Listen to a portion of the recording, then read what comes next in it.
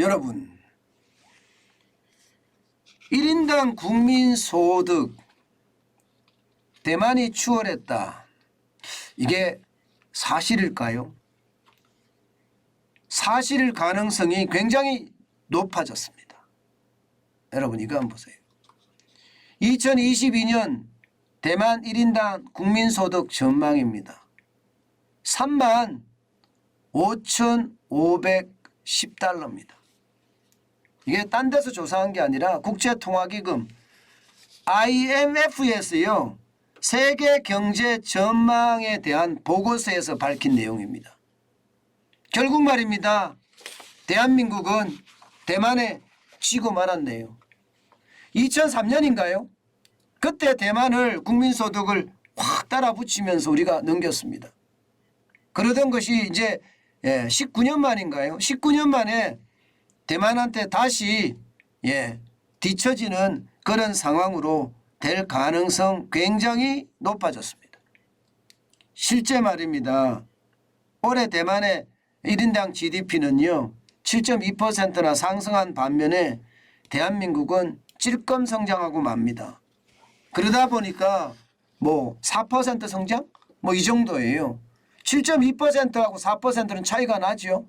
그러니 상황이 역전이 될 수밖에 없는 게 현실이 돼버렸습니다. 여러분, 저는 이렇게 생각합니다. 제가 문재인 정부 5년이라는 게 얼마나 경제에 치명상을 입혔느냐 보여주는 단적인 지표라고 생각을 해요. 그만큼 말입니다. 잃어버린 5년이 됐다는 뜻이에요. 사실 반도체만 하더라도 보세요. 대만은 국가 전체가 밀어줬어요. TSMC를. TSMC라는 게 대만 반도체 제조라는 회사잖아요. 그래서 3분기에는요 27조 5천억이라는 무지막지한 매출을 합니다. 삼성전자는 25조 5천억 원이에요. 무려 2조가 더 많습니다. 2조. 물론 우리가 인텔을 따라 넘겼다. 21조 4천억보다는 많다 이야기를 하지만 결국 말입니다. 국가 전체가 이 기업을 밀어준 결과 지난 5년 동안 대만은 급속하게 성장하고요. 대한민국은 꼬꾸라졌다는 이야기가 되는 거예요. 물론 완전히 꼬꾸라졌지는 않죠. 우리도 성장을 했으니까요. 일본보다는 낫다 이런 이야기가 나오기는 해요. 일본보다 낫다. 그렇지만 전체적으로는 대만한테 완전히 밀리는 그런 결과를 가져왔습니다. 제가 문재인 정부에 대해서 자꾸 이야기를 하니까 많은 분들이 저에게 지난 정권의 이야기 왜 해? 이렇게 이야기하지만 우리가 현실은 알아야 되거든요. 현실은요. 기업을 적폐 세력 삼아서 말도 안 되는 소득주도 성장 정책이라는 실험 정책을 5년 동안 굽히지 않았기 때문입니다.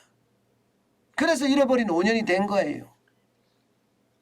저는 그 충격이 말입니다. 5년에 그치지 않고 앞으로도 한참 갈 거라고 예상이 들어요. 사실 대만의 차이잉원인가 차이잉원 총통이 실제로 이렇게 이야기했습니다. 대한민국 오래 넘어설 거다. 그 정도로 대만이 강해졌다. 이렇게 자신만만하게 이야기했거든요. 그 자신만만하게 이야기한 것이 현실이 된 거예요. 현실이. 물론 뭐 일본을 이겼다. 일본은 우리가 이겼다. 이렇게 봅니다. 지금 보시는 것처럼 대만은요. 35,510달러입니다. 그런데 일본은요. 3만입니다. 4,370달러예요. 그리고 대한민국은 33,590달러입니다. 왜 일본을 이겼다 이런 말이 나오나 하면요. 이게 엔화가 떨어졌을 때는 우리보다 밑으로 내려옵니다. 엔화가 올라갔을 때는 그러니까 엔달러 환율이 이게 올라가잖아요. 그러면 우리부터 밑으로 내려오고요. 달러로 환산하니까. 이게 반대로 엔달러 환율이 내려가면 우리보다 올라갑니다. 결론적으로 말하면 이게 추월이 아니에요. 말이 추월이다 이 말이지 실질적으로 보면 34,330원이고 우리는 33,590원이잖아요. 결국은 말입니다. 결국은 꼴찌가 된 거예요. 꼴찌가 된 겁니다. 일본에 잃어버린 20년이 있다면 대한민국에는 잃어버린 5년이 있었던 거죠. 사실 일본은요. 우리보다 굉장히 크게 위기감을 가지고 있습니다. 우리보다 굉장히 크게 위기감을 가지고 있어요. 실제 여러분 일본의 경제 석학이라고 이야기하는 노구치 유키오 교수 말입니다. 노구치 유키오 교수는요. 그렇게 이야기합니다. 엔저 때문에 일본이 한국보다 가난해졌다. 예, 한국 가서 일본이 배워야 된다. 지금처럼 가면 일본은 침몰하고 한국은 떠오른다. 이렇게까지 이야기할 정도거든요. 그런데 우리는 누가 이런 얘기를 하나요? 여러분 언론에서 가끔 대만에 대한 국민소득이 우리보다 높아질 거다. 이런 거를 다룬 적은 있지만 우리나라의 저명 인사들이 국가를 걱정하는 사람 저는 본 적이 없는 것 같아요. 그래서 안타까워요. 서울대의 교수님들 엄청나게 많잖아요. 경제학과 경영학과 교수님들. 예, 오히려 말입니다. 윤석열 정부에 비난하는 교수님들은 있는데 예, 이게 대한민국 경제의 위기에 대한 이야기를 하시는 분들은 요즘 뭐 들어본 적이 없는 것 같습니다. 도대체 대한민국의 지도자들은 왜 이렇게 조용한가요? 제발 예, 일본은 그래도 위기감을 가지고 있어서 저는 더 나아질 수 있다고 생각은 하지만 우리는요.